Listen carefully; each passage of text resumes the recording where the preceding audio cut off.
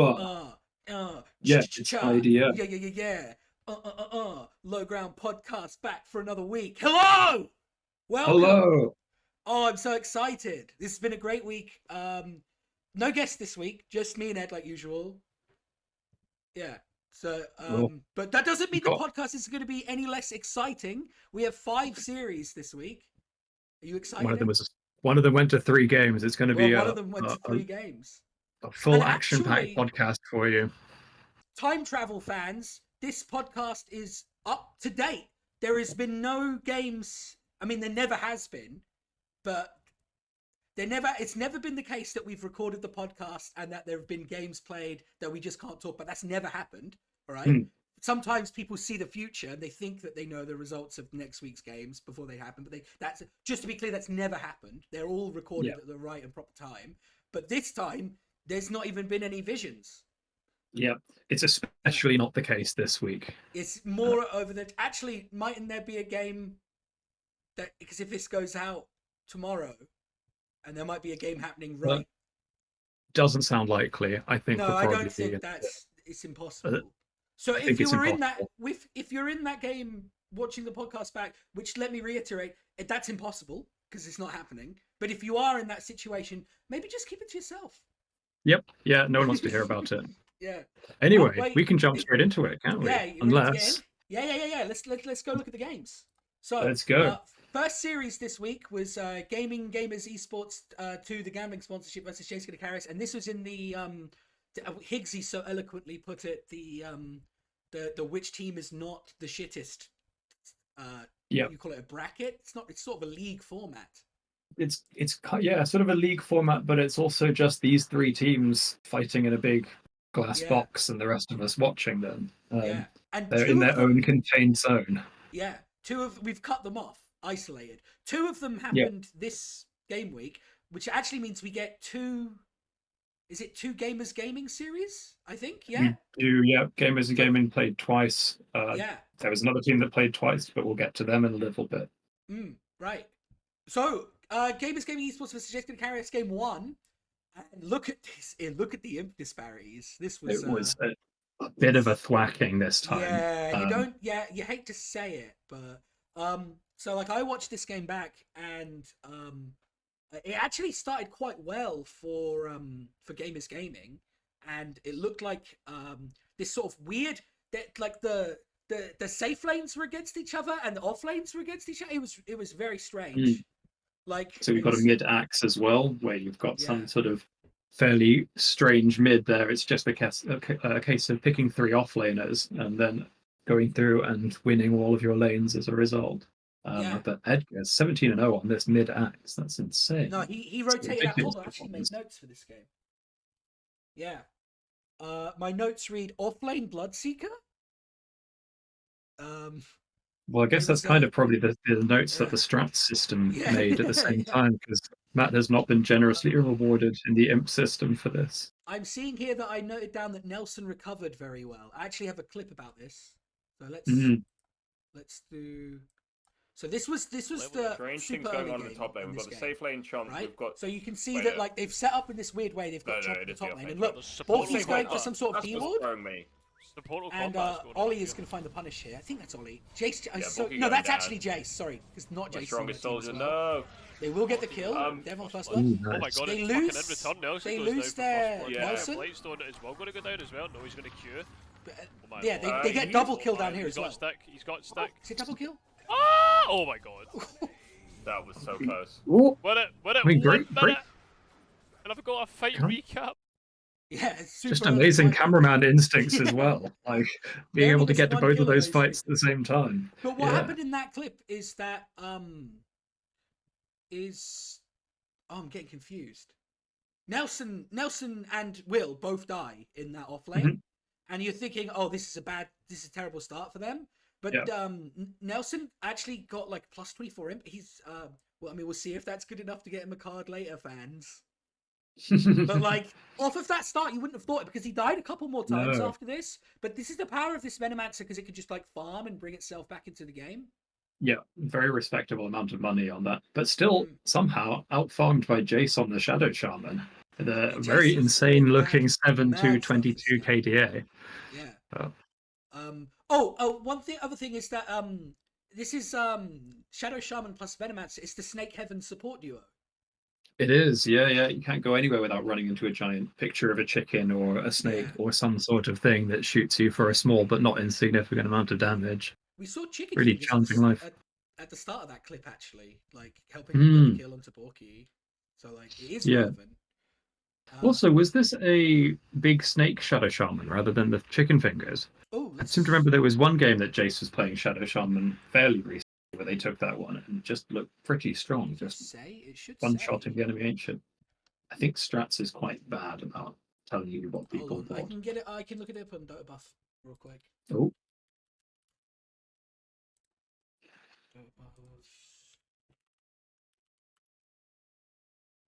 Sound off in the comments if we're wrong or stupid for not knowing this. Start the stopwatch now. Yeah, hold on. This is Jace Karis versus Gaming. That's the one. Yep. No, I don't want to look at Jace. That's the team. Yeah. Don't. I know. I'm confused. What's happening? Oh. What is happening? What? Trying to get this sister to tell you anything comprehensive is. I know, it's so fucking. Does this also not have facets on it? You've got to be sure. No, it's got it. It was chicken fingers. Yeah, it was chicken fingers. Literally lying. Sorry, everybody. It's in the clip. It's chicken fingers. Oh, my bad, everybody. My bad, gang. I've wasted everyone's time.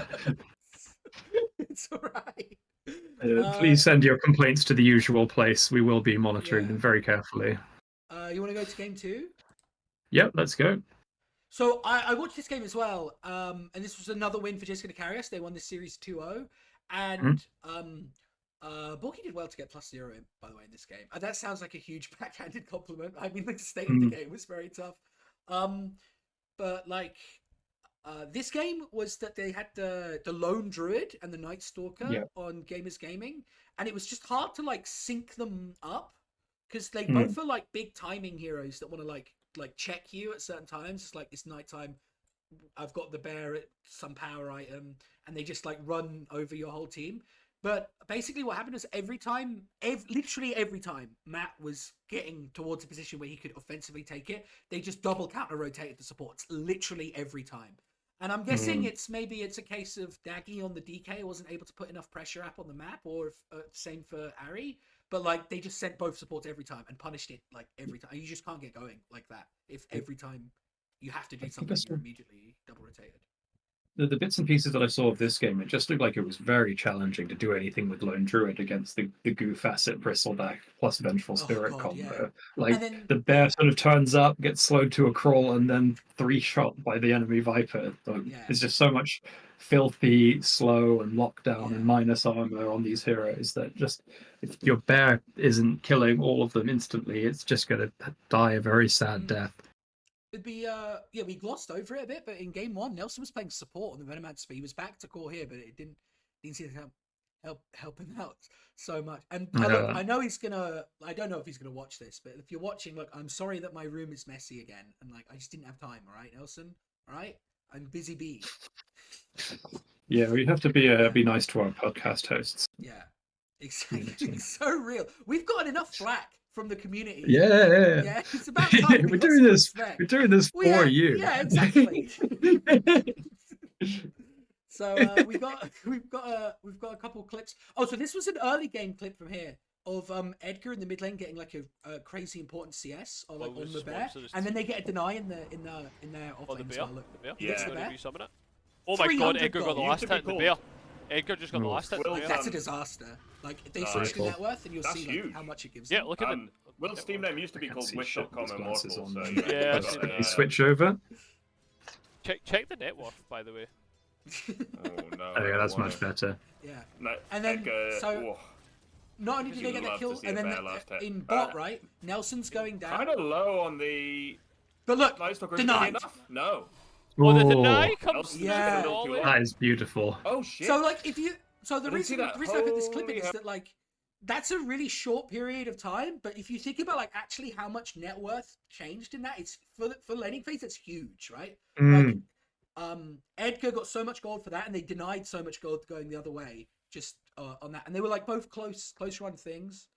So yeah, I mean, like I said, the game kept getting like worse and worse for them. They couldn't rotate, and then like this sort of sealed it. This fight at the end. He gets ult off. Huh? It's You can see, look, Matt gets his ult off, and then Jace steals the ult. Jace is a magic bear.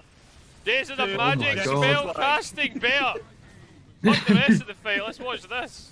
Look at them go. Watch the bear. Look, you just see like they can't get any damage in. So they can't good. bring down the Viper. Like Will had a great series in general. Like he played, like he died in that first clip, and he was like playing on the line, getting in and out, and like eventually like coming back into the game. And then game 2, he was so strong on this Viper. Like I remember there's a bit where like Matt tries to kill him with the bear, and he just like he just like turns around and starts hitting Matt, and Matt's like, oh, I have to like run and let the bear hit, and he starts juking, but it takes so long to happen that like he's like too resistant to the bear's ministrations that they can't even kill him, and he ends up killing Matt, and he loses the bear again, obviously, because every time he dies, and like he just couldn't get any emotion on that lone druid. It was a real shame, because I was excited, right, because of lone druid. We do love lone druid. It's such a dynamic hero to watch, which kind of, I mean, it's a micro hero, which is one thing, but then it's also just one of these ones that seems to just overcome impossible odds on the regular. Like you'll have both of them almost dead and they go back up to full. Unfortunately, I think the impossible odds were actually a bit impossible in this game. Much too impossible, yeah. Too much impossible. So we'll check back in with Gamers Gaming when we get to their next series this week, because they played twice in 1 week, which is crazy. But now we've got to look at the upper bracket. The upper bracket. Yeah. Upper bracket really semi-final? Series in the upper bracket. The winners bracket finals. You were in this game. I was, and I think probably the less the said, the better, to be honest. No, not to take anything away from 4Fab, they absolutely demolished us. Both games were very similar and pretty brutal. Yeah, I mean, in both games, it was kind of just a case of Moose running away with a good early game and sort of colonizing an entire area of the map that no one on our team was really strong enough to like decamp him from. And he kind of just was able to get such a massive net worth lead and make so much space for his team that just walked over the game. You see their strats valuing him with a 41 imp purple badge on the Abaddon. Just really, really strong performances. And again, I mean, Lilith and JPK both doing very respectively out of their lanes. I mean, you can see in the lane summary, stomp, draw, stomp. I watched this game back because I wasn't on cast, and like Finn was doing fairly well mid game early, but the side lanes were just going so wrong, like or so right for Feeders and Beijing. Like this is I think the 5th time that they've gotten Josh on this Unlord, but the first time it's lost. Do you think it's maybe like the support duo isn't quite right, like the Selena and the Trail Protector? Yeah, maybe. I think there's also an aspect of Witch Doctor is quite good against these kind of slow, beefy pos 3s who sort of just want to stand around. Like if you eat a Maledict and you get stunned in your wave, you can just end up dying. Like he chips high HP pools away like they're nothing. But yeah, potentially also Lena not in a great place as any sort of hero. Potentially not best support either. Back when it was super OP, I was trying to make it work from support, and I had, I'll say, limited success even on that. Like, So you got anything challenging hero for sure. About game 2? I mean, it's more or less the same story. We managed to steal the Abaddon Zeus combo, which did work out in our favor. That is a very strong lane, and did manage to win a lane in this game. Unfortunately, again, Moose just playing out of his mind, absolutely enormous on the Tidehunter. He got Lilith Marcy, always scary. And I'm looking at the bans, right? In game 1, there was like Night Stalker and DK banned out, which is like very important bans. And then in game 2, I'm seeing like Bristleback and I'm seeing Primal Beast. It's not like he wasn't being targeted, like, and he's still, but like, and he's still got strong heroes both times, is what I'm saying. It's like the pool was kind to him. Let's say that. Like, but not to take anything away from the performance. Like you make your own luck when it comes to captain's draft. If you can play every role this well, then I mean, more power to you. But yeah, no, a similar looking game. This Hoodwink Tide lane was very hard to stand against. It looks a bit tighter. You got 2 towers at least. We did, yep. The bot lane was fine. I mean, Josh and Finn kind of ran over that lane and were able to get a lot of early momentum out of it, but we just weren't able to stall this Tide Hunter out at all. We got some questions from Finn actually. Not many people sending questions this week, only from Finn and Mogger. So like, I don't know what's going on with that. Like, yeah, I mean, I guess there's only certain like we do expect a certain level of dedication to the pod. Yeah, two people is kind of low. I've just realized that when I go to access the questions, it's going to break all of the sources. Okay, we'll do the questions later. we'll switch that bit in post, I guess. We'll do them at the end where I could just put everything behind the Team of the Week cards. Yeah, perfect. Let's do that. You won't be able to see them. Right. Brilliant. Yep, right. That's decided. Right, so let's go to the next game. This was the tiebreaker, right? Was this a tiebreaker? Yes, this is the 4th-5th match to determine who would be in the upper bracket. Who would be the next it's the lower opponent. Bracket of the main. It's the lower bracket of the main thing. Who gets to play in that, and then who has the dubious honor of playing against me in the 5th and 6th, 4th v 5th, 5th v 6th, 5th v 6th, 5th v 6th, yeah, battle for 5th place. Yeah, which I mean, yeah, the battle for 5th place. It's not even the wooden spoon. It's lesser even than that. A plastic spoon, maybe. Well, this was Zerkswang. It says quarterly report here, but this is Church of Chapel Rowan, and Semmel changed out the sub for QM and switched it up to go with Nathan this time. Oh, and I remember this game. I casted this game, and yeah. So if you look, Charlie on the OD, you know he's been in 2 series this week, hasn't he? It's a lot of double. Not many people played this week. So Zerks is the other team that played twice in this week. There were a lot of games to get through because of the structure of the tournament this time. The winner of this game would then have to play the lower bracket final the lower bracket semi-final of the upper bracket against Ripid and Dipit Richard. I mean, we've sort of spoiled the result there. Zerks do win this series. But I mean, based on this screen, you can see Zerks did win game 1, and it was fairly comprehensive. They were walking all over them. There's 2 perfect games here on Charlie and Mogger. I thought Bojo did a good job subbing. He was Papa John subbing for homemade pizza, which was quite fun. Yep. Yeah. No, he did. He did quite a good job, I thought, on this Skyrith Mage, but like a good job on Skyrith Mage. Yeah, it's a bit of a stinky hero. It kind of feels like you have to be way overperforming for him to have the same impact as either of the supports on the enemy team, or even the other one on his team.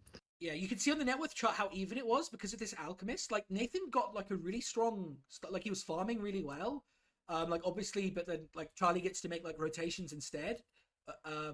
And he just couldn't get going fast enough for Zerkswang to just like have too much damage to deal with. And like the bot lane, I remember like Higgsy got loads of kills. It was like really violent. Like it was like just non-stop fighting. This was a good game to watch. Go back and watch. Yeah, really good fun game to watch. Yeah.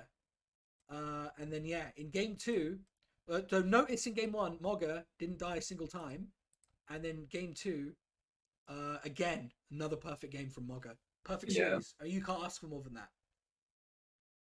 No, you can't. And also, the other thing you can't ask for more than is Charlie Death Prophet. He's showed on this hero that he can sort of do it an annoying amount. Makes it look like a genuinely exciting mid laner. He played Death Prophet twice this week, and I'm getting confused. Did he kill Nathan at one point? He dived Nathan at about level 3, I think, and just ran under his tower with Spirit Siphon. And again, the Lena hero may be a little bit past its sell-by date in this possibly in this patch, but that's what you get in Captain's Mode. I mean, did he get? He got Wyvern and banned out against him, and then also the Dazzle, which might have not gone on him, but still, like the Wyvern is a pretty big takeaway. And also, did they first pick? I can't remember. But I mean, I don't think you're going to see Nathan play first pick Death Prophet either. So like, no, it's not. And another monster performance from Higgsy as well in this game. 22-1 Bloodseeker. just I remember feasting on them.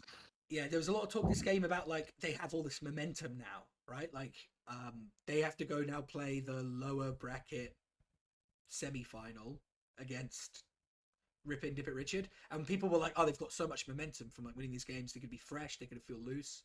And I mean, it was a cracking score. We'll get into it when we get into it, but like, yeah, Bojo playing subbing it on Grimstroke this game and not having a nice time. But then like they didn't have, they got, I will say they got the Grimstroke Laguna Blade combo like every time. Yep. It just wasn't doing enough. Yeah, they did. They also tried to do the Shadow Step combo as well with Spectre, which is kind of cool. This was the Spectre facet that gives your illusions Desolate, or your illusions still have Desolate, and you can like summon 2 of them with Shadow Step. Oh, that's pretty when cool. you jump. But yeah, I mean, we can see sort of like Semmel was kind of putting in the work on this Spectre as well.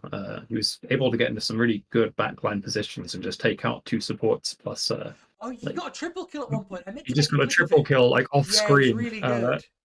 Like a very solid performance. I remember it because it was like they were in a losing position, and when he finds this triple kill, like after they're going up the high, and I can't remember who it is, but someone puts in chat like Semmel's not fucking around, and I was like, yeah, cold. It's so true. Yeah, unfortunately for him though, Zergswang came off the better in this one. Just another perfect game on Mogger. He's so good on this Tidehunter. He really is. No, this is a great hero player combo.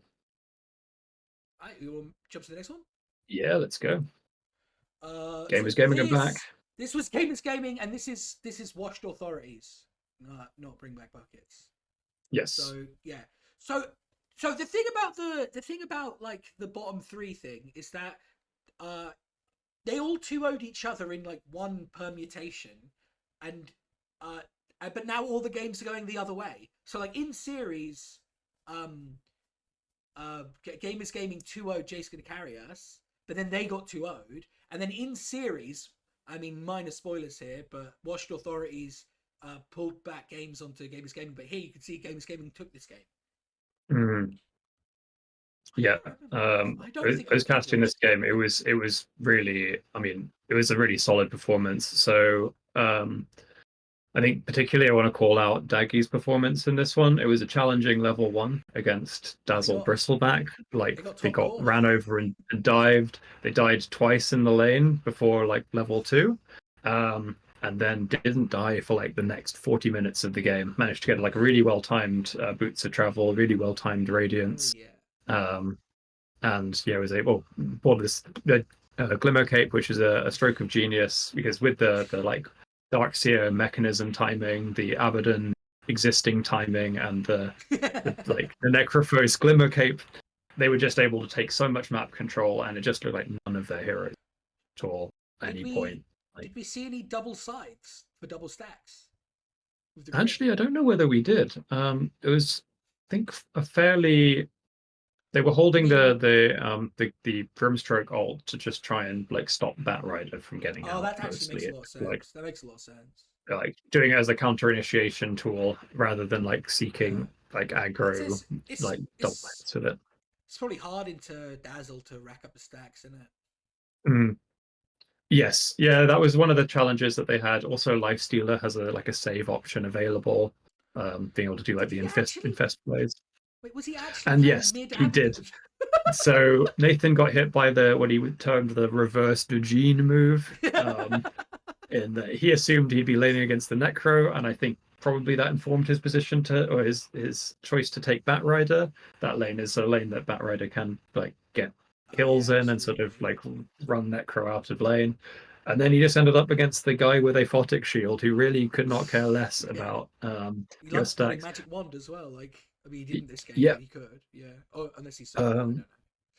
And I mean, we still saw Nathan doing some great sort of cliff-based shenanigans. That's most of his survival options came from if Matt ever went on him, he'd hit fly, and just try and dive up and down the cliff until Matt chasing him.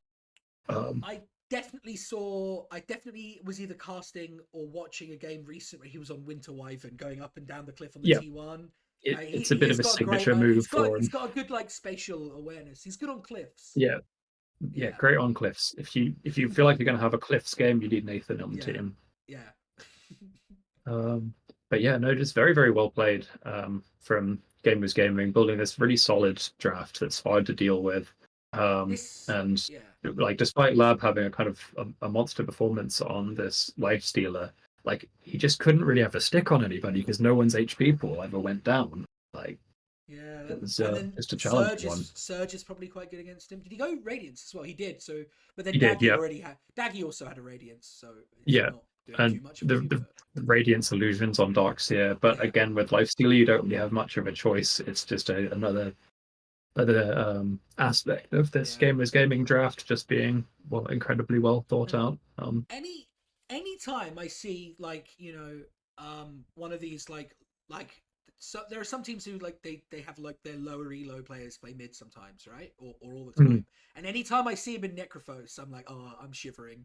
Like it's a good hero to have like an outsized impact on the game. Like even if you're not like you don't ever have to like mechanically dominate your opposition to like get it to be a really efficient hero. Like, it's one of those heroes where the ball is just very much in your opponent's court. Like Necro is kind of only as strong as like not only, but a substantial amount of Necro being strong, in my opinion, is your opponents have to play quite well and quite coordinated to stop him. Yeah. And I mean, like, in games where they're very chaotic and there's a ton of stuff going on, it's hard to guarantee that. Like Nullifier is just so expensive, and like Lab couldn't even find it in his like build path. Oh, we've seen this more, right? This Sanj and Yasha, and then because Sanj is an Invisible Blade, like this two Sanjas business. Yeah, it's a little bit awkward, isn't it? It doesn't feel particularly neat. But you do get a lot of health from it. Yeah, I'm not sure how I feel because they took away the Sanj. The stat that it gives you that doesn't get duped is the slow resistance, and it's like it's actually not that important, really. It's not like no, it's still pretty efficient. Yeah. It just feels awkward to buy two of the same magic sword. Is there a world where you can disassemble Sanj and Yasha? I actually don't know. I mean, you could get like a manta from it, which has some value this game, but I don't think it's enough. Like removing Grimstroke Silence is really nice, but yeah. And it's also it's it being in this combo is what gives you the stat res, right? Which is the thing you actually want. It's exactly. So awkward. Do you think they should maybe move stat res to something else? I think they should just remove stat res. I don't know. That's a shout. They took it off strength. Remember when it was just on strength? The other one, do you remember when like Agi just gave you movement speed? So every hero had like a really odd amount of movement speed. Oh yeah, I remember that. Like, you level up and gain 2.13 ms. Like everything just doesn't work. Anyway, you got that back because now the river gives you a movement speed number. But weird movement speed heads eating. Yeah, let's move on to game 2. And so Gamers Gaming's like I alluded to, like it's a good thing instead of just spoiling it. Yeah. it wasn't a spoiler, it was an illusion. But Gamers Gaming took this game as well. Yeah. And this was a game where I mean Nathan can see there had a very good mid lane against Daggy Sand King. The gene move didn't work out particularly well for the Radiant in that aspect. But what it did give them is Ari and Matt, both on these kind of bruiser side lane cores, who were able to like do quite well out of them. I mean, especially Ari came out with like a pretty well-timed Battle Fury, about a very well-timed Battle Fury, and then he just vanished off the face of the map. Turned up like 25 minutes later with more items than everyone else had combined, and just started insta-giving everybody. They had this really cool combo going on where Ari had Fan of Knives, Matt had Crippling Fear Silence, and they were just, if they ever saw the Abaddon, they'd just jump him with both of those two spells. Really he couldn't ult. He couldn't ult, it didn't go off automatically, and he'd just die straight away.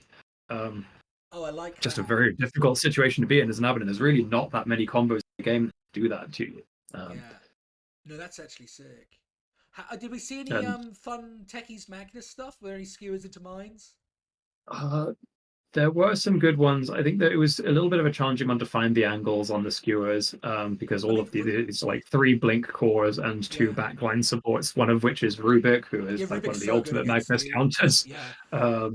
I mean, yeah, it should probably call out here. This is Mel's signature Rubik into a game that looks like one of the best Rubik games you can get. Yeah, Like all of these heroes, it's not a bad spell here. Yeah, you get his red mines. It's actually really nice. It's Astral Imprisonment, which you could you always get off of OD because he never casts anything. Yeah, because you can't get Arcane. Aphotic Shield. All of Magnus's spells are good, especially with PA. And yeah, I mean, just power. Yeah, it's just a great delightful off show off position. We love to see a top core of the Zero Imp. We do. I mean, this is somehow scamming Lab, who also has Zero Imp. I think we should be writing distress about this one. 0.1. Yeah, the hidden decimal points there coming in clutch for Matt. I was the more irrelevant carry than you. No, I was the more. But no, this is a really, really fun game to watch. Lots of dynamic spell casting, some absolutely amazing RPs and Echo Slams from Phil and Adam. This was going on at the same time as Zergswang, Rip It, Dip It, and that's when I was casting, so I haven't seen this one. Yeah. But no, a great series, ultimately going the way of Gamers Gaming. We'll see how that shakes out. It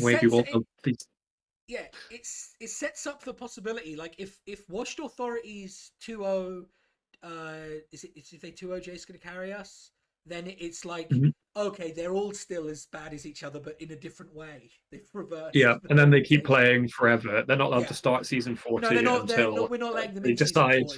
Yeah. So lock in, folks. We're in for a bumpy ride. Prepare for the long haul.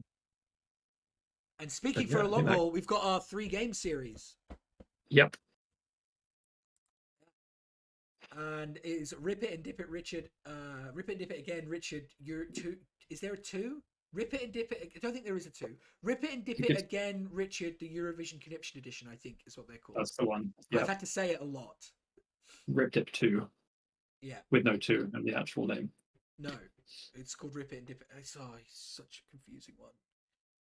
But yeah, so this was this was Zergswang coming off of winning the tiebreaker. This was Andrew C moving. He's like relocated for the time being, and so his ping was really high. So it was like there was a lot of question marks, like what the series was going to look like, and it definitely delivered. I was casting this one. This game one was like, as you can see, when you see like a lot of low imps like this, that makes me think like it was like a brawly affair, like a lot of fighting back and forth. And yeah, and that's what it was like. Despite the ping differential, and you can't really see it from the imps here, but Andrew C absolutely cooked Charlie in the mid lane in this one. Like Charlie was having to just like sit and watch from another school while the mid lane was happening, right? And like Andrew C was getting everything he wanted. And whenever you see that, it's all about whether or not the mid laner could take that advantage and move it into the side lanes. And Vlopius had a cracker series. He had a really good game as well on this Wind Ranger, which is not something you associate with him. And he was able to just like avoid all of these like right click based heroes like with Windrun and just like dance around them and not go down. It was really clutch actually. And yeah, that's the he is a hoodwink player, and what we always say about hoodwink is hoodwink is if Windrunner was a Dota 2 hero, it would be hoodwink.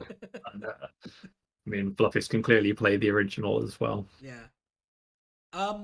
So this was interesting. Like, Zergswang had first pick all 3 games this series because Rip and Dip It favored Radiant. So like, Rip and Dip It chose Radiant here, and Zergswang got first pick. And we were on the cast thinking, oh, they haven't banned the Marcy. This is dead cert Marcy on Mogger, right? Because he's not he's not ever lost on Marcy in IDL. Yeah, 10-0 apparently is the number. Yeah, but instead they opened with the Warlock, and then perhaps with that in mind, Rip It and Dip It took the Marcy themselves, like they got the Marcy Eye of the QC Wisp. Like this is on paper like a very strong matchup. And it also takes the Marcy away from Mogger. But what happened was they were playing into the Mars and the Wind Ranger, and you just can't kill Wind Ranger with it. Like you pull Wind Ranger back with it, and she just wind runs and like jogs away. Yep. And Mars is really great at separating Marcy from IO. Like you can't really jump on Mars either because it'll send you away. Yeah, there was a lot of sendbacks there. Mogger had a great game here. Like, he was like using ults to like cut the fights in half really effectively. There was a huge like turning point. Oh, I should have made a clip for it, but like, I didn't. But like, where Rip and Dip and Richard are ahead, and they want to contest a tormentor, right? And Andrew C is just like he's jumping on the trees ahead of time, but he just gets in a little bit too far, right? And Mogger is trying to catch him in the arena and stun him by killing the trees, right? He doesn't land it, but it cuts the fight in half, and no one can join Andrew C. And he just gets like soloed. Oh, there was also a really funny fight where Charlie is in Rolling Thunder and he just like bounces between like a rock. Like I think I saw that one. He gets stuck in a ditch and just can't spin out of it. Like needs to wait for the towing company to come and pick him up. He crashed his car like Mogger. Yeah, unlucky. But yeah, Zergswang eventually took this one over. Yeah, I think a lot of, I mean, I did watch this one back, and I think it's a lot of it is just Higgsy knew exactly how to play this this blue form DK. Oh yeah, he just stood in the middle of the middle of every single fight, and no one could do anything. And Monkey, Marcy, and Io and Legion Commander are all so reliant on having lifesteal, which you just don't get when you're being clicked on by this Dragonite, and he's constantly refreshing this blue goo on you. Yeah, it's like minus 23% or something. It's really nasty. It really messes with your numbers, and also you just can't move. Like it's an insane amount of slug. Even on lane, it was doing like the not being able to move was like really hurting Dev. That was a really 5-head taking the blue DK here. I'm not sure. I was pretty hyped to see the Lucas Spuerta too. Yes.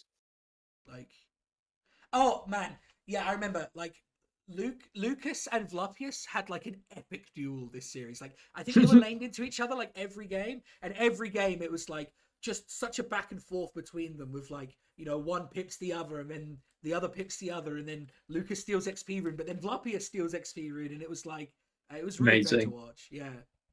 I love best of threes for that exact reason. You can really see them develop throughout. It's more of a narrative. The time. Yeah. Right. Right. And then game 2. So after game 1, I was like, I for sure thought Zerks were just going to walk away with it. I thought it was going to be too much for them. But then game 2, and Custard brings the Naga Siren. Yeah. I mean, when's the last time he's a genius? What can you say? No, Naga Siren. Well, actually, no. Weirdly, the last time I saw Naga Siren was earlier that same day when JPK picked it on a whim, as his wont quite often. Yeah, he picked a strange pos one, and he sort of mostly bimbled around the map. I wasn't overly impressed, but clearly I'm wrong. Clearly, there's something in this Naga hero, because Custard was able to completely take over this series with it. He got 4 kills on lane. On Naga Siren. Yeah. Absolutely crazy performance here. Like, it was into Mars, and admittedly, like Oracle, which is a hero that you can pressure with illusions, but still, like, he got so many early kills with it. And like, he started building Manta both times, then went like, fuck this, I'm gonna go Yasha Radiance. Because once he got out of that laning phase, QC and Lucas, who in this game were like the imp is not doing them justice. They were like doing. This was a generational performance from those two. I was so impressed by it. It allowed Custard to get all of this farm, but like they were like fucking scouting out with the track and then getting the glimpse and then like pulling them back in and then killing them with the shuriken. And it was just like so much pressure so fast. And it was like they sort of put pressure on you in like this sort of like long drawn out way where it's hard for Bane and for Oracle to disrupt properly. Like, these are both heroes that like disrupt you. They've both have got saves. They're both good at like disrupting your offensive plays. But like it's really hard to counter Glimpse with Bane. Like, I think you can nightmare dodge it. I'm not even sure if you can. But like, I think maybe I don't know. You are technically invincible for bits of it, so maybe. Yeah. But then like difficult timing if it is possible. Like, it pulls you out of Yules, for example. You can dodge it with Manta, so I really don't know. But like it's really hard to do anyway. But like Oracle is in an even worse position because it's like, okay, my carry has gotten glimpsed back into Static Storm, which by the way that was happening every time. It was finding like the core, the mid, the safe lane every time. Like, you know, this damage is like slowly chipping him down. I need to wait for the last second and then cast the false promise. And there was a time where he was getting lower and lower and lower, and he just leant a little bit too far forward, and Lucas catches out the static on both of them. And even though the Oracle is not in the ring, he can't cast the false promise anymore. And the carry goes down, and then he goes down. And it's like these levels are so tight, and I think I said on cast as well, like this support duo, if it's behind, it's like I'm scared, right? But like when they're ahead, it was just like so much pressure onto it makes the map like you just can't do anything on it. I mean, the other thing with this build is QC picks up the like the boots are very stupidly fast, which makes like Death Prophet's life really difficult. Like, and this was Kunkka, which is another hero we don't often see. Yeah, the second mystery character in this game. Even playing this on ping as well is respectable, because so much of Kunkka is like just knowing how to press the buttons correctly at specific times so that your spells actually hit. And if you can't do that, then you're not really a hero. But look, like Andrew was able to do that in spades and provide all the control that his Naga Siren needed to just kill everybody. Yeah, you got the accurate scepter. Yeah, God, it was painful. Big ups Dev trying out the newly buffed Helm of the Dominator, Beastmaster. So just looking like a very scary hero player combo there, running people out of lanes, roaring up cores and just killing them straight up. Yeah, Dev had some key pickoffs in this game, actually. I know I was like gushing over the support duo doing work, but I mean, look, this series, if you didn't see it, everyone was playing out of their minds. It was like it was such an impressive series, like in terms of technical skill. Yeah. Like this game looks really one-sided, and in a sense it was sort of the opposite of game one, actually, where Charlie did really well mid against this Kunkka. I think he gets a kill at one point. This is the one death here is in lane. Like,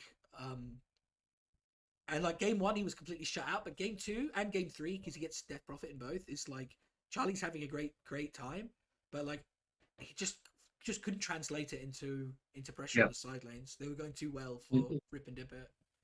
It can be difficult on a hero like Death Prophet, who is tanky and can provide damage, but does just lack like that little extra aspect of control, and needs some other things going on in fights that it seemed like Zergs just weren't able to provide at the right time during this game.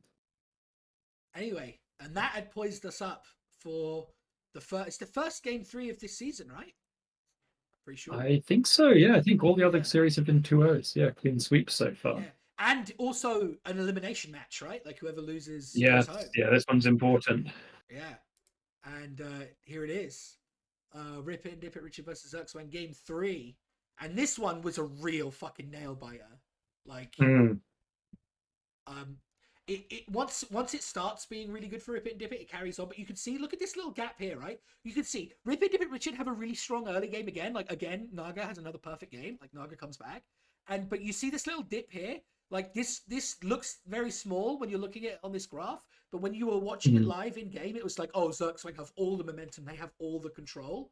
And that can really happen. You can really snowball this sort of situation when you've got like 2 physical damage cores. I mean, 2.5 physical damage cores, because Tiny's sort of doing half and half, and then Nature's Prophet as well. Like, if you hit this timing, and if they were able to just like eke out like a couple of extra K gold, that could have just been a complete takeover of the map there from those 2 heroes. Like, just run over the entire thing. Any hero that comes in contact with you instantly dies, and they just have no way to provide any resistance at all.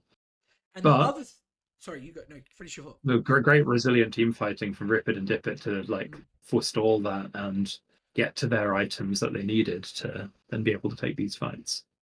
Dev had a really good showing this game. Look at that nasty shit on the floor team. It's just like, I really don't want to do this.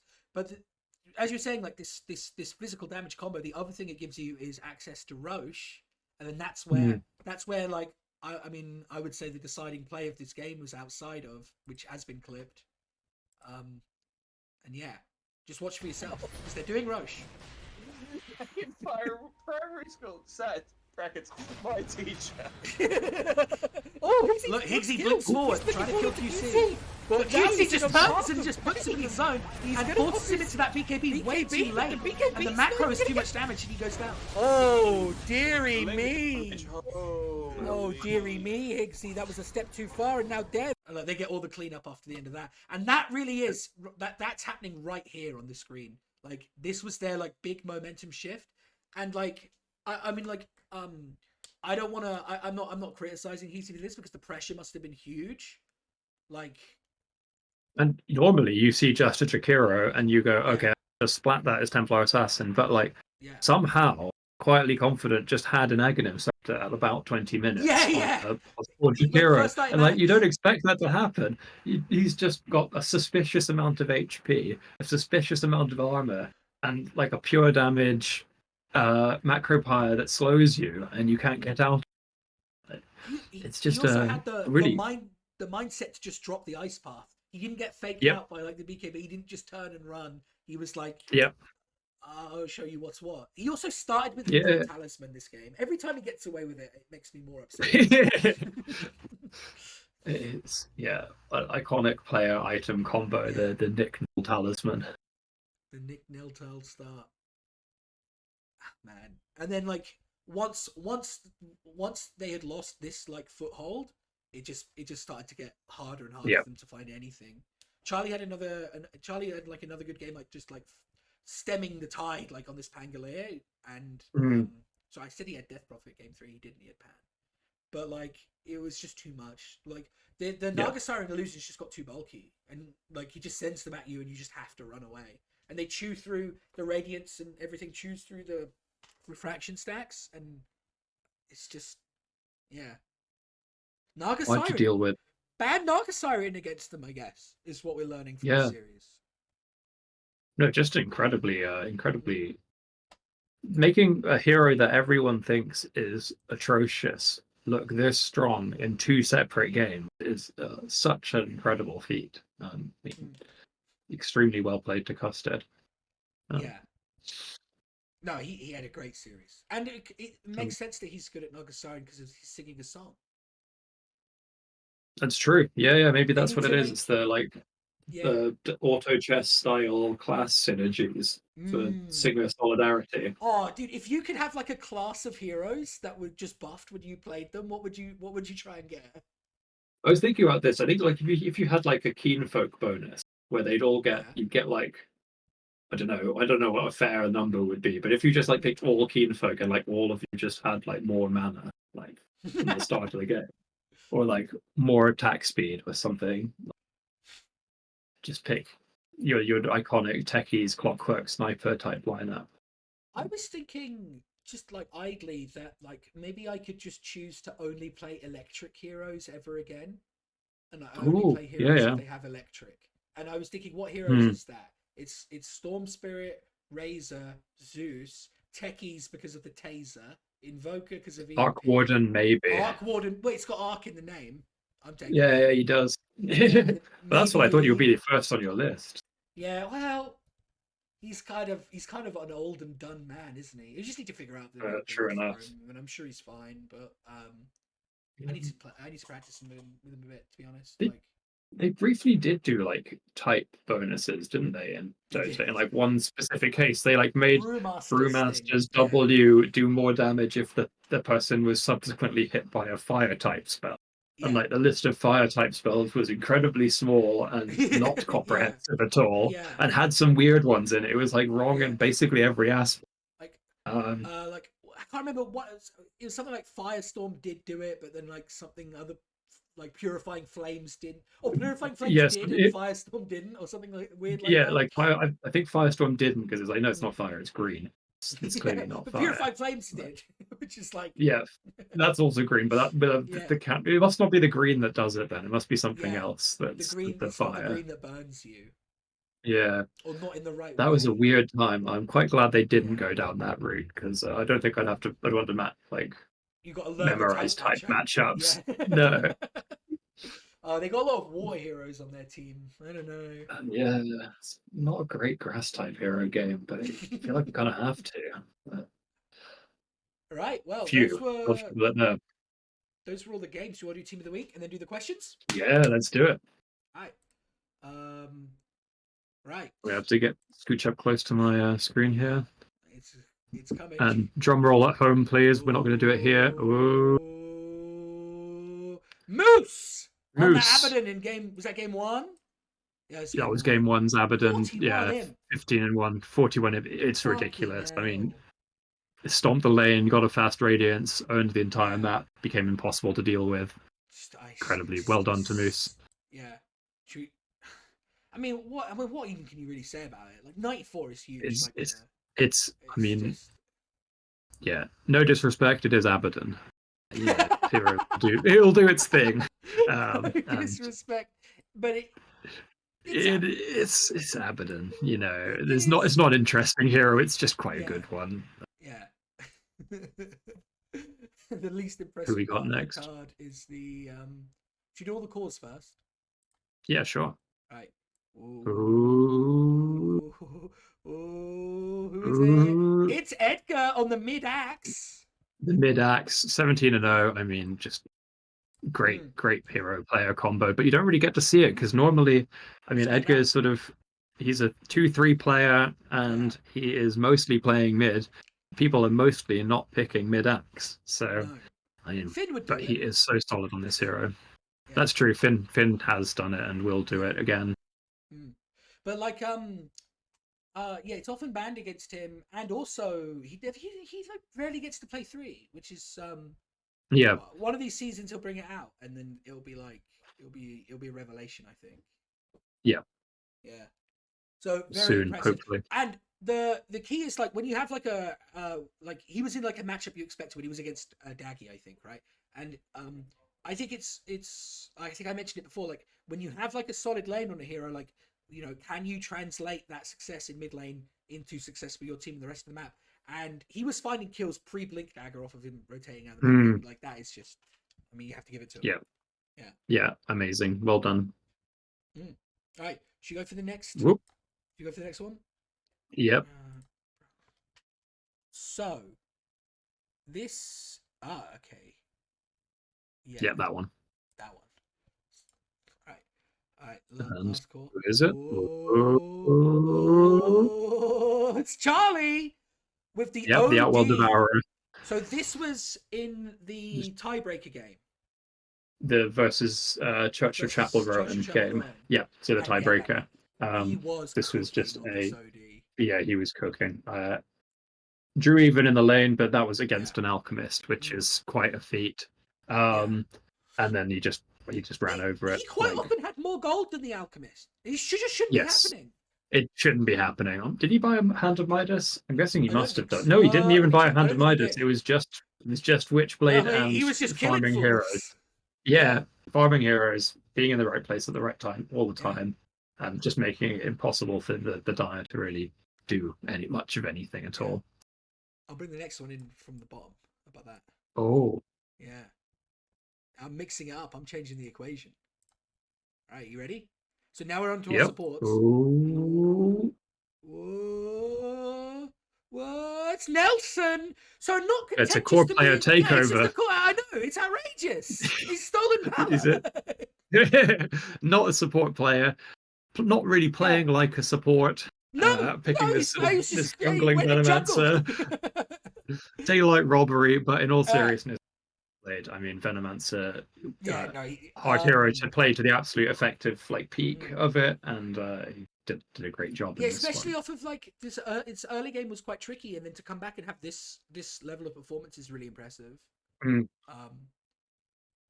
Yeah, I mean, absolutely well done. It's nice to. Has he gotten a card before? I don't think so.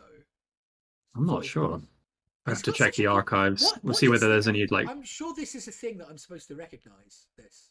It looks like a power button, but janky. Maybe it's a power button that turns on and off your cog. If you've got a spinning cog. Yeah. Maybe. I don't know. Alright, and our final Team of the Week card for this week. Ooh. Dropping from the top right corner. Ooh. Out of nowhere, it's Jace! It's Jace, the Shadow Shaman. Yeah. I The was about to say the Warlock, but just because there's a picture of Warlock on the screen, yeah. and I'm simple. I mean, Warlock gets all the credit anyway. This was we the same love game as Warlock. Snowmancer. Team of the Week support It was performance. it. Yeah. Yes, it was. Yeah. Both these. I mean, yeah, well deserved as well. This is the same game as the Edgar mid act. Well, Like I whole. mean, Sorry, him farming in a single game, respectable effort. just to go back a minute. A little bit suspicious that the week after Nelson fixes the imp program, he gets. Oh yeah, that is interesting, isn't it? I'm just asking. Look, I'm just asking questions. Like. Yeah. No, it does seem suspicious. We'll have to look into that. If anything happens to us, your regular hosts of the podcast, you'll know who to contact. Yeah. But Jace, this was totally I'm deserved. sure there's nothing. And Jace is such a amazing consistent job. support. Like, just going in season after season, series after series, game after game, and just like, putting numbers on the board, getting that D ward in mid lane just every time. The more I think about it as well, though, this Shadow Shaman with Shadow Shaman's innate specifically seems like an insanely it's like it was made for Jace. Like, what if when you died you didn't die? Like, it's perfect. Like, you can just run out and you can distract as much attention, and you get another go. It's fantastic. But well played to Jace and all of our players in the team.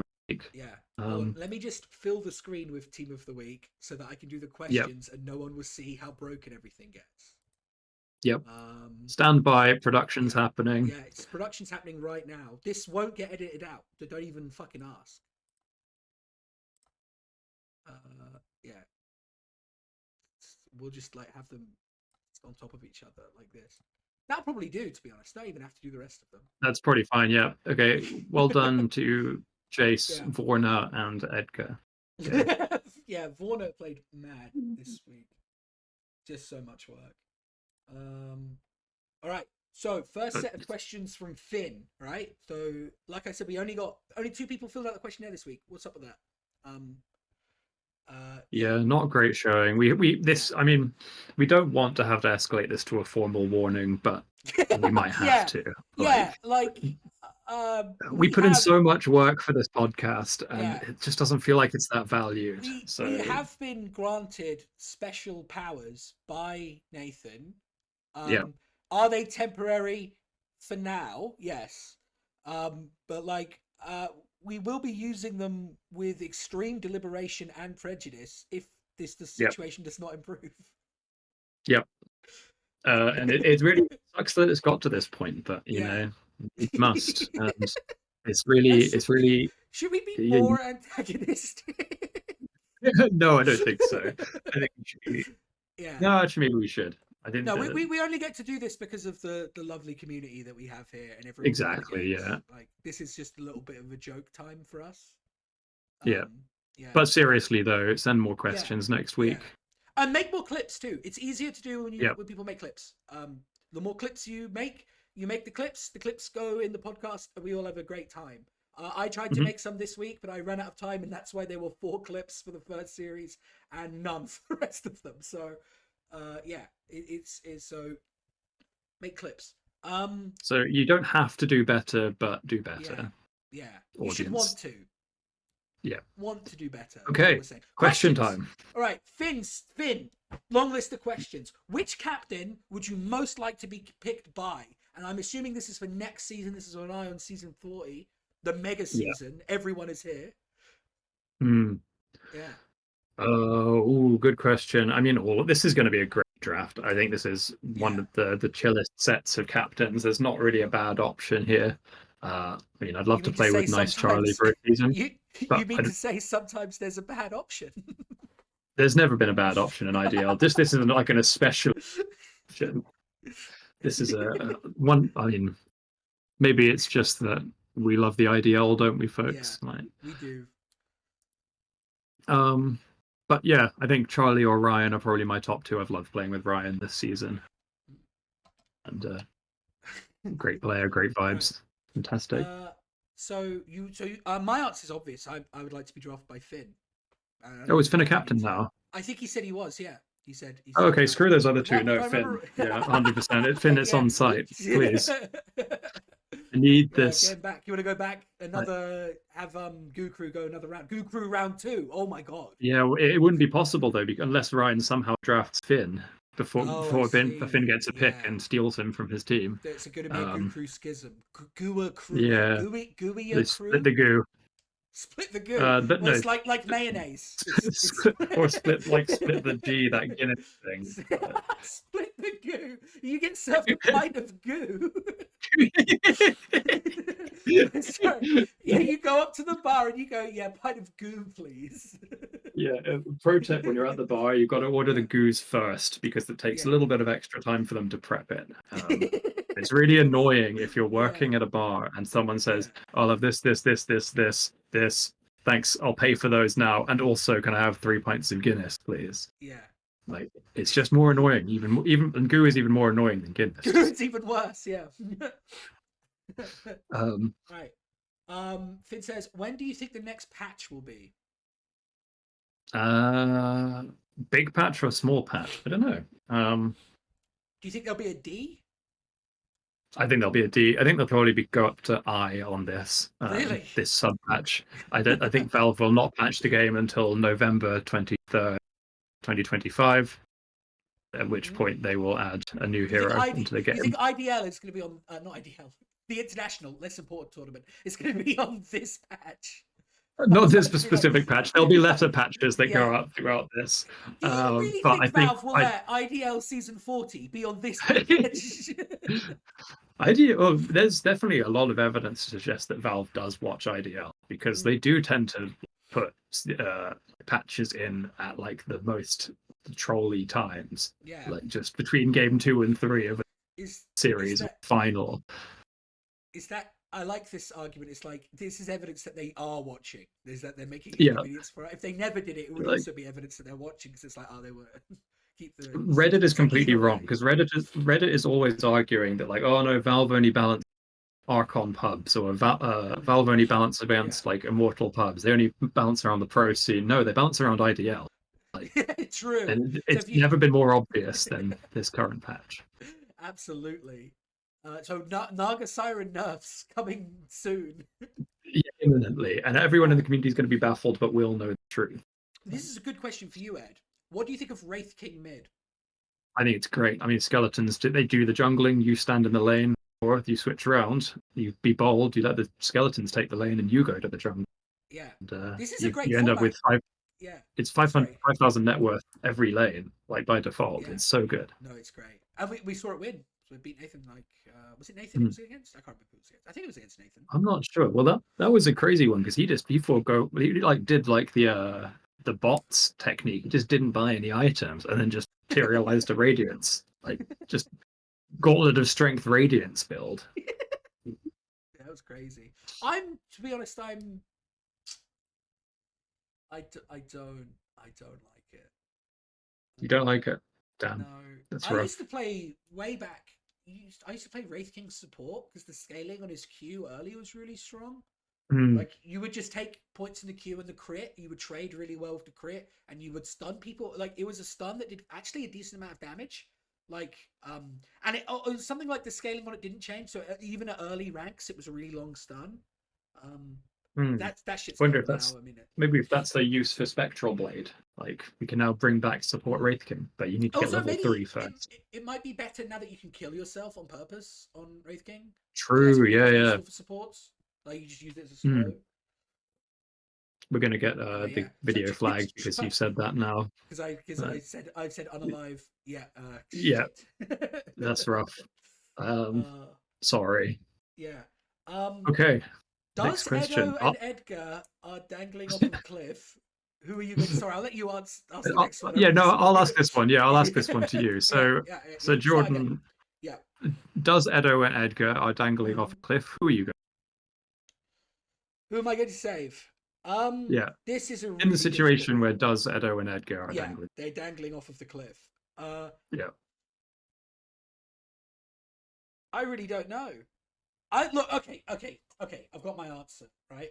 And I'm sorry, Edgar, but the numbers say very unlikely we're ever going to be on a team together in IDL. So I got to look out for number 1. I'm saving Edo. Unlucky. Also, I remember, Edgar. I remember all those 1v1 mids back in season 36 where you made me look like a fool every time. I got a long memory. Right? Bye bye. Down the cliff you go. Nathan's not here to come save you with his cliff magic. You're gone. Hey. So I'll ask this next one to you as well. I mean, so this is a variation on a classic, the fuck, marry, kill, but it's also got a fourth option, which is domestic partnership, and you've got to choose the Spirit Brothers. So Ember Spirit, who are you Storm doing? Spirit, Void Spirit, and Earth Spirit. They're very same. I'm killing Void Spirit straight away because I don't think the world would miss him. I think that's true. He's annoying, isn't he? Like, yeah. He's really, like, I don't know, full of himself, but like without really much to back it up. I also hate his like, oh, I was here the whole time just watching bit. It's like, no, you fucking weren't. Yeah. Okay. And tell us who the strongest hero in 2013 Like, was. do you remember the $1 Million Dream Coil? No, you don't. It doesn't sound like it. No. Yeah. So I'm killing Void Spirit. He has to go. Yeah, that's true. Yeah, I agree with that one. I think, we're, which is the more vaunted position, the marriage or the domestic partnership? The marriage. Well, this is it. I think this might be a slightly like, I don't know. Those are kind of the same thing. Like, how are we going to distinguish? I guess the domestic partnership, that's just happening in the registrar's office, but like, that's true. In the church, you know, like. Oh yeah, Christian marriage. So, yeah. I think I'm gonna have to marry Earth Spirit. I think he's my number 1 in terms of the Spirit Brothers. I've played him the most, certainly. Yeah. He's like a cool, chill guy. He's like surfing. He's not as like annoying as Storm Spirit. He's not as severe as Ember Spirit. You know, it's a good medium ground. Which I guess means I'm gonna have like one night of hot searing chains passion with Ember Spirit, and I'm getting that domestic partnership with Storm Spirit, man. Nice. I don't think I can really disagree with any of those. In that throuple. Yeah, we really thought it all the way through, which is, I think, we did do question the respect that it deserves. Yep, that's a really important question. All right. Sound off in the comments, by the way, on any of these if you really violently disagree. If you agree, we don't want to. Yeah. No, if you agree, no, please comment if you agree, because then it's just that's that's like energy for us, isn't it? It's like. But also stand up for yourself. Live your own life. Yeah, exactly. Don't be like sniveling into it. Oh, Jay had this opinion on the podcast. He's definitely right. We don't want to see any of that. Yeah. Yeah. No. Absolutely none of this, please. Yeah. We want oppositional defiant disorder in the comments. we want Look, if you just tell us what we're doing right and that you agree, we're never going to improve. Yeah. So be as nasty as you want in the comments. Yeah, and of course, like the more constructive criticism you feed you give us, the better the continuity of the podcast to be. The better Ed and I will get at hosting it, right?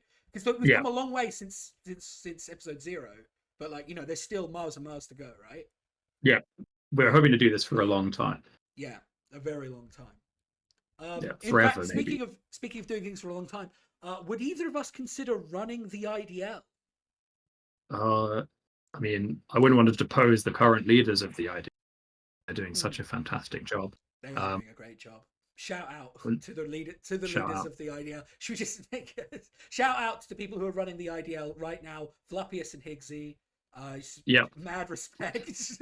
Mad respect. I mean, it was a difficult situation after the incident, but you've really helped the bounce back. You've kept us on the right path. Yeah. Would you ever consider running it? I don't. I'd consider it. I'm not sure whether I'd be in the best place to. There's definitely more suitable candidates out there. Maybe it's like a small council scenario we need, Yeah, potentially. The shape of a small council scenario. One of those, when you've got a group of people.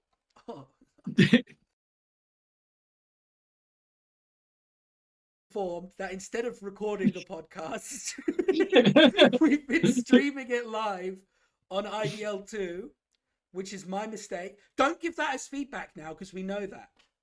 Yeah. So don't do that, right? So we're just going to finish it live. And then We're going to finish it live. I'll download the VODs and send and we'll post the VODs as well.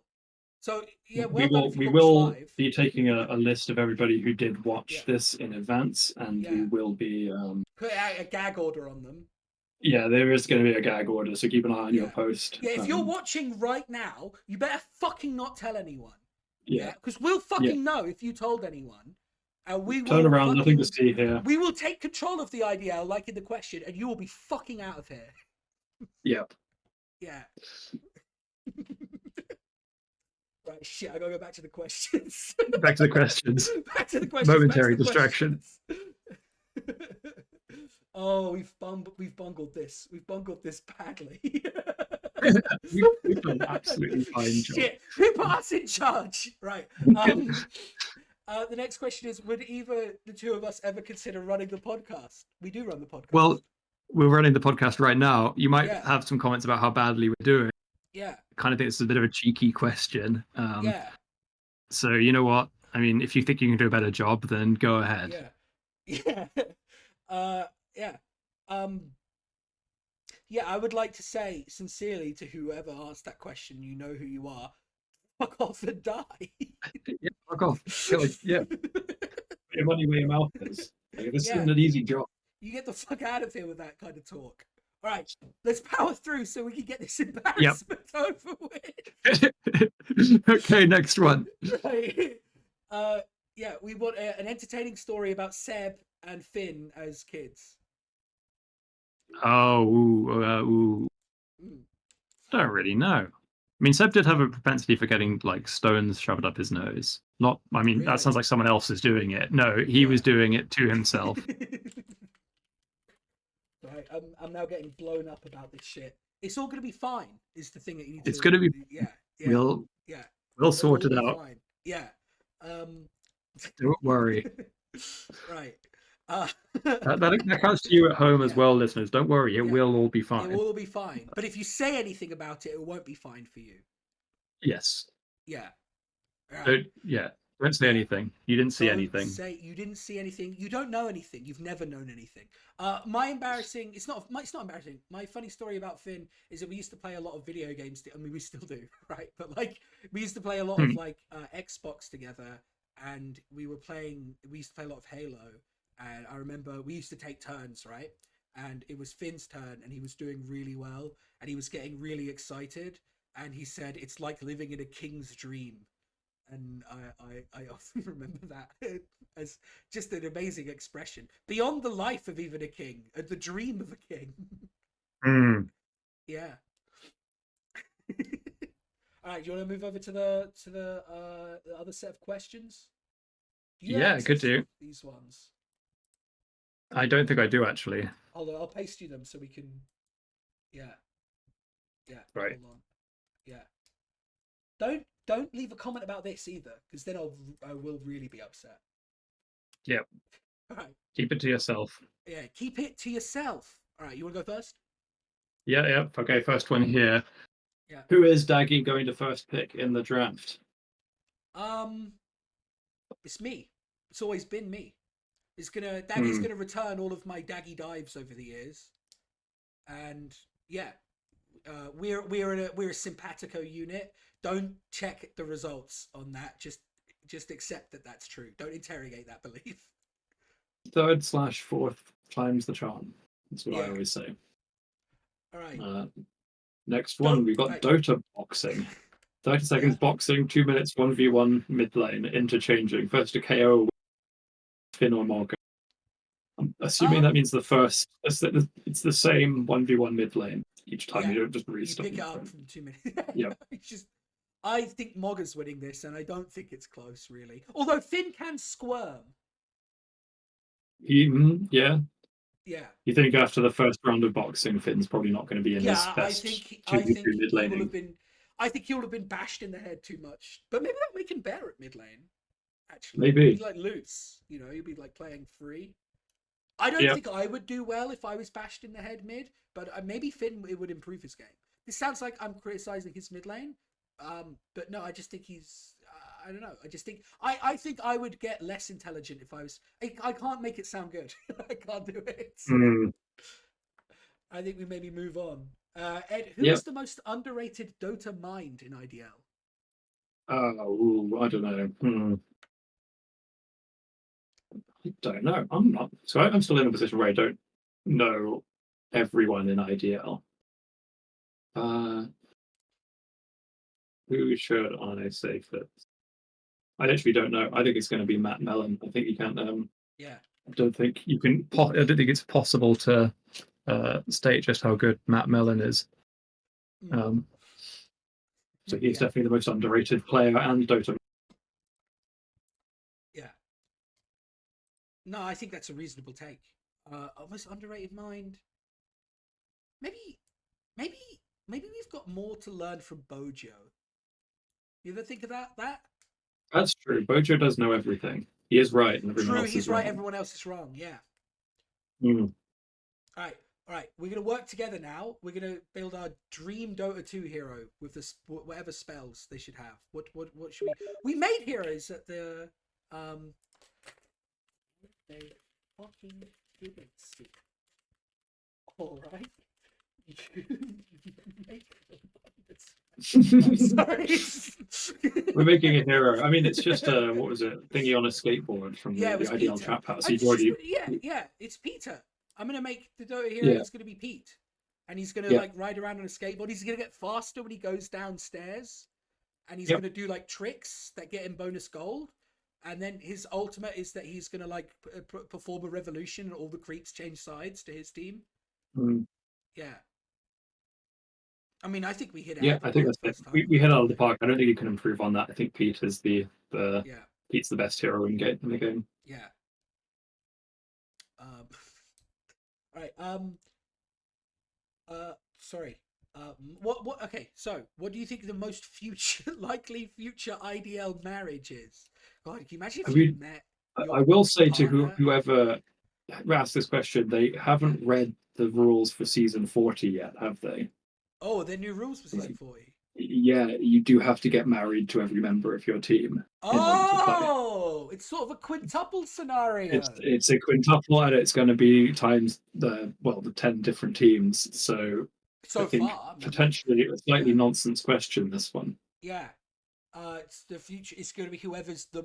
So it's actually a question about who's got like the most organizational chops as a group of people. Like who's going to actually get the marriage certificate sent out quickly, properly. Yeah. Who do you think that is? Ooh. It's definitely not. No, Finn. I don't know. Definitely not the Finn team. No. I mean, it's probably the Nice Charlie team. Let's be real. He probably is. Yeah. Oh, he's already married once. It's easier the second time. Yeah, exactly. So our answer to this question is it's going to be Charlie and someone else. He's going to get a divorce. That's our answer. That's our answer to this question. The ideal marriage is a special kind. Yeah. Oh, you can be married to more than one person at once. I mean, not legally, but you can. Yeah, exactly. And that's what this is all about, really. You know, in your heart. How much aura do you feel that your sunglasses give you, Edska?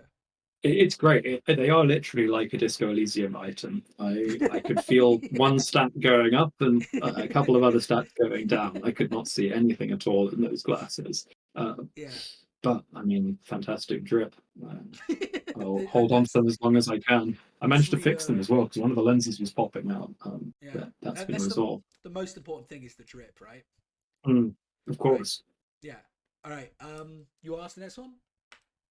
Yeah, sure. So, which of the players, new or returning player, who do you think will outperform the expectations? I'm excited for everyone. It's so hard to choose, right? I think Yam and Huntero are very close to us, and they had a little break, and now they're back, and that's very exciting. Fun story about Finn. He's always going on about like how handsome Huntero is. It's just because he looks like him. Like Finn and Huntero just look quite similar. Anyway. Yeah, Echo Fighters type situation. But like, yeah, I'm excited for them. I'm excited for everyone actually. Takivi is captaining, which is pretty exciting. So is Dev. I mean, I remember Dev like just absolutely cooking in the in-house league. I mean, he's like played fairly well this season too, so that's always fun. Charlie might be captaining. A nice Charlie.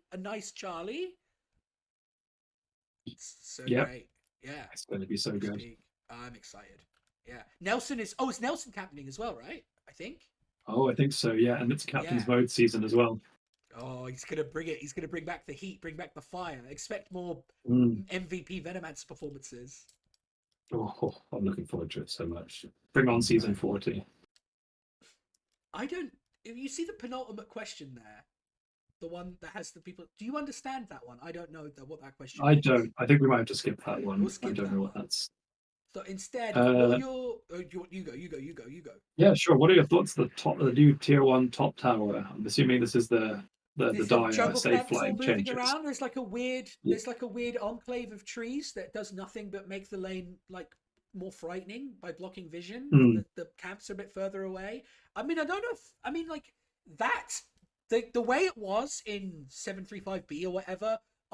There were a lot of and I'll be the first to say it, completely bullshit blocks you could do on the off lane spool camp. Like you could eat a tree, put a sentry in where you just can't find it, and like. I'm in two minds because I think that's probably bad that that's in the game, but like I don't know, I made a lot of hay keeping that shit blocked. Now it's a lot easier to unblock, which is a bit of a shame. And also it's a bit frustrating there because the unblock ward, like it's quite nice to have an obs in that pocket where you can see them moving around. But if they're gonna contest the blocked camp, then they can deward that ward a lot of the time. And that's just annoying. It's just really annoying. So yeah, I don't know. It'll take a bit of getting used to, but I think once you do, it'll be more healthy that the camp is like that because it's basically more fun when people contest pulls over and over and like contest the block. So like when one team could just block it in like a really annoying way, it's probably worse. So it's probably better for the game that it's like that, but I miss it a little bit, that bullshit block that you could do with the quelling blade. You get your carry to come quell a tree, and then you put the sentry in the thing. It's like, it's so purely just unfair. Or if your carry doesn't have a quell, you just start the lane by making a terrible trade so you can tango the tree. Brilliant. It's like perverse incentives. It's like, do I need to do this bad trade? Like... I need to get this horrible block off. Yeah.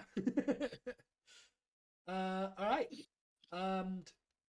I'm not doing that last question. So final question, which captain will draft best and win season 40? Who's winning next season, Ed? Right now, call the shot. Yeah. The Nelson team, I think. The Nelson I think team.